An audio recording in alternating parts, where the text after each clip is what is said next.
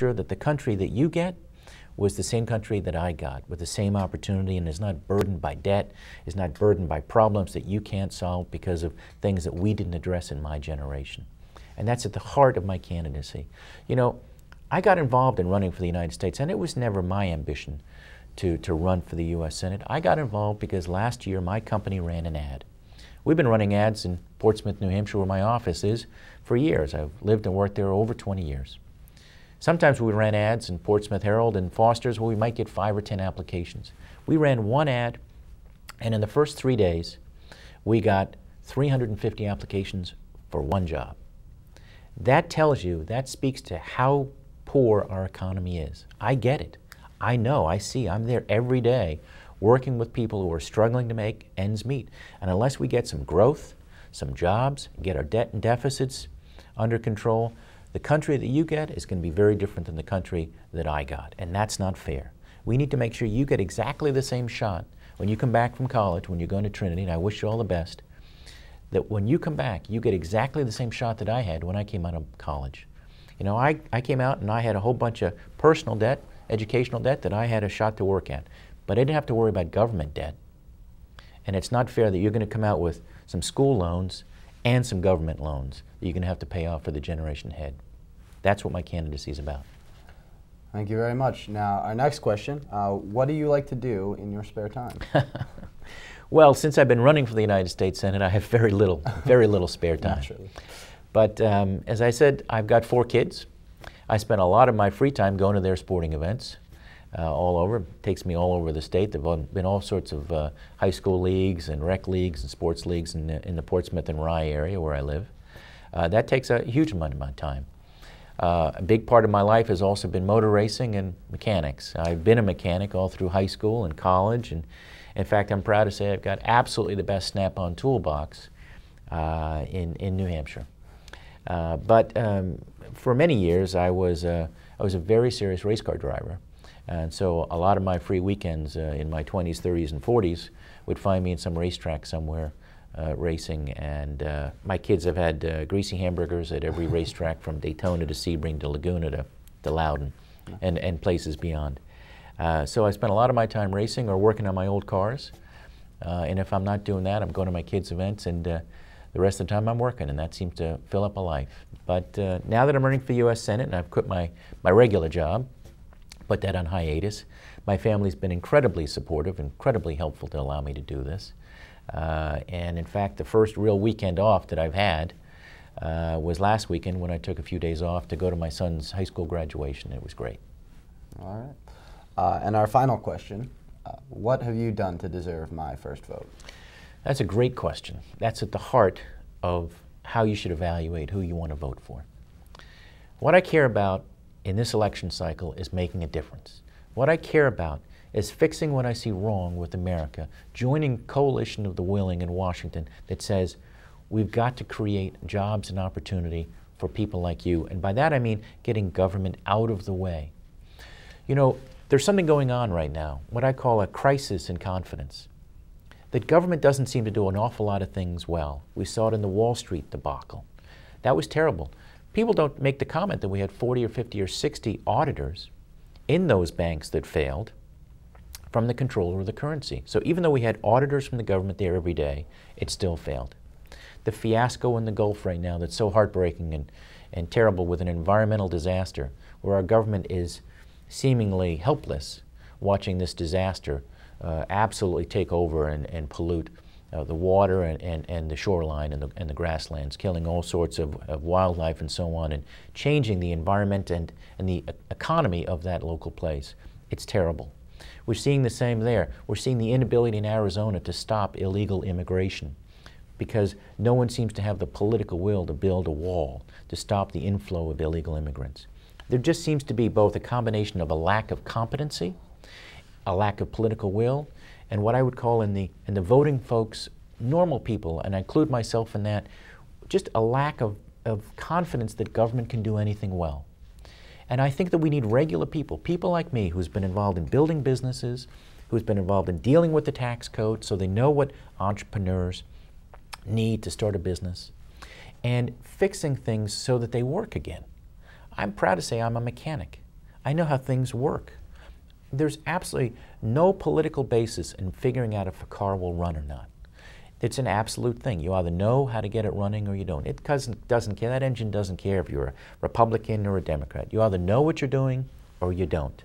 And right now, I don't believe that the people in Washington know what they're doing.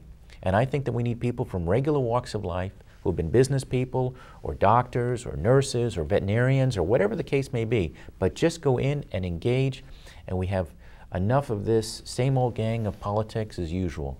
That's not the time. Right now, our country's got $1.5 trillion deficit as far as the eye can see. That's a burden that's going to be on you. And that's not right. You need jobs. You need economic opportunities. And that's at the heart of my candidacy. And I will say two things.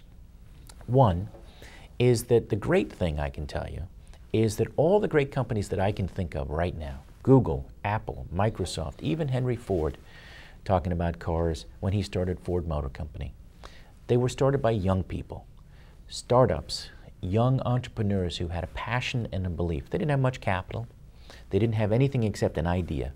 That's our greatest strength in terms of our economic advantage versus any country in the world. And to the extent that we can nurture that and take care of that and build a capital market that fuels that and a tax system that works for that, that creates jobs, those great companies were started by young people. That will continue as long as Washington gets out of the way. So we need to incentivize people to start companies. What do I mean? Lower our tax rates and our capital gains rates. Lower our payroll taxes so that it's easier to hire people. Stop our wasteful spending that absorbs capital that would otherwise go into the private markets. And get a rein on all of the waste and the terrible things that we've all observed going on in Washington so that regular folks can get a job, get down to the business of living their life without the intrusion of Washington in their life. And Washington should do the right thing by lowering taxes, less regulation, and stop these mandates and do what they should do. And for instance, a good wall to protect our borders.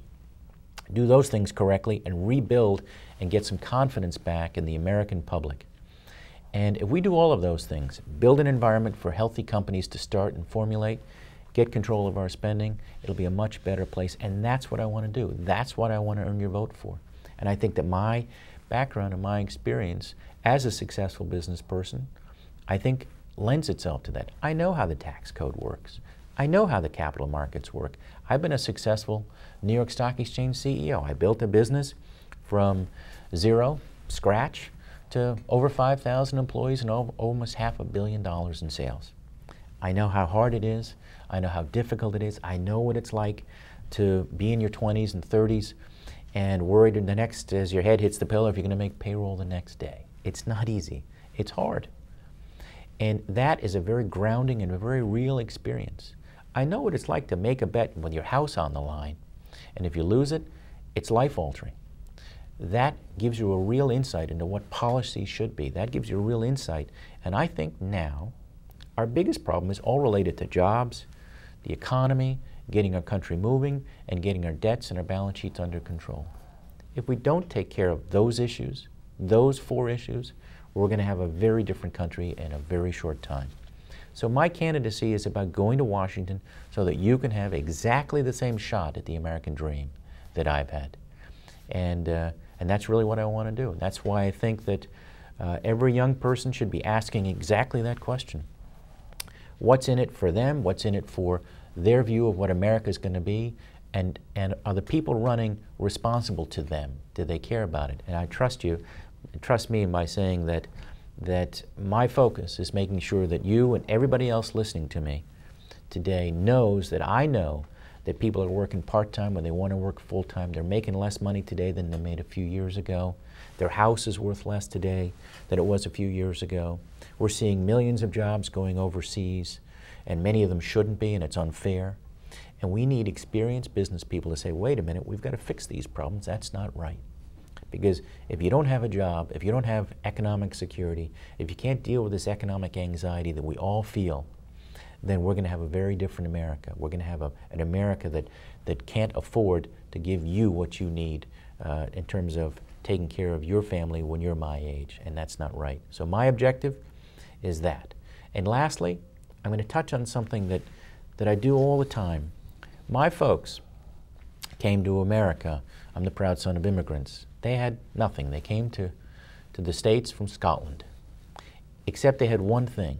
They had an inexorable belief in the optimism of what it means to be an American, a belief in the American dream. And I touch on that all the time because I believe that optimism of what it means to be an American, that we can overcome, that we'll make things better. Yeah, we may be in a tough situation, but you know what? Because we're an American, we'll fix this. We've dealt with all sorts of extraordinary things. We've automated the automobile business. We've invented and fixed cures for polio. We've fought 2 world wars. We've overcome depressions. We can overcome the challenges that are in front of us now. If working together, we do that. So I want to go to Washington to address the challenging economic times we face today. That's at the core of my candidacy for people like yourself. And I want to use the fuel of the optimism that my parents have given me, that we can overcome, that we can make this better. And that's at the heart of my candidacy. All right, thank you. Brady? We really appreciate you being here, Mr. Benning. Thank you.